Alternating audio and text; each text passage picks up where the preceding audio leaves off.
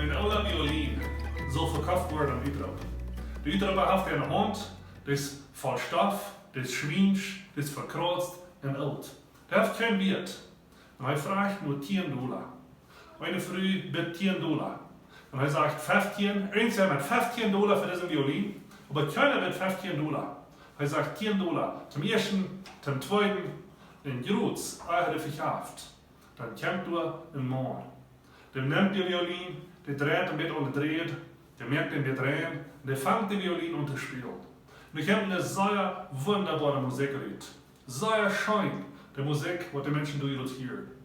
Nur dem, was der Meister von der Violin hat von Leuten gespielt, jeder Idra wieder.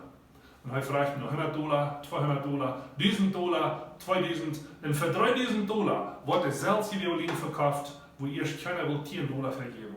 Was wäre der Unterschied? Die Menschen können doch nicht glauben, was der Unterschied gemerkt hat. Der Unterschied war, dass der Meister hat die Violin in die Hände gehabt. Und der hat was Wertvolles von gemerkt. Der hat gewesen, wie viel Wert du werden wir an der Violin, wo keiner will was vergeben. Ich kann dein Leben nicht. Ich weiß nicht, was dein Leben ist. Ich weiß nicht, wie du herkommst. Vielleicht hast du ein schwieriges Leben hinter dir. Vielleicht bist du von den Menschen, wo du geklüngt hast, raufgerannt und die fühlst dich so, du hast keinen Wert. Das hält nicht an mit dir. Die Leben ist schwinsch, vielleicht voll Sinn, vielleicht du geklüngt von den Menschen, raufgesehen von den Menschen und die fühlst dich vielleicht vor Gott, du bist schwinsch, nicht würdig nur anzukommen.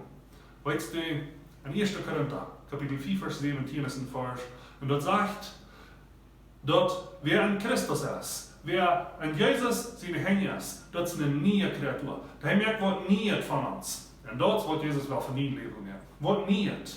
Dort, wo der Hände ist, dort schwinsche, alte, verkrotzte, wertlose Leben. Wegnehmen, er wird nie nehmen davon. Dort wird Gott wel mit ihm leben. So, wenn du Jesus nicht in dein Leben hast, dann lud die an seine Hände nehmen. So ist die Violin, sich Leute in die Hände nehmen von dem Meister und wird sein. Gott wird von ihm leben, was du niemals gedacht hast.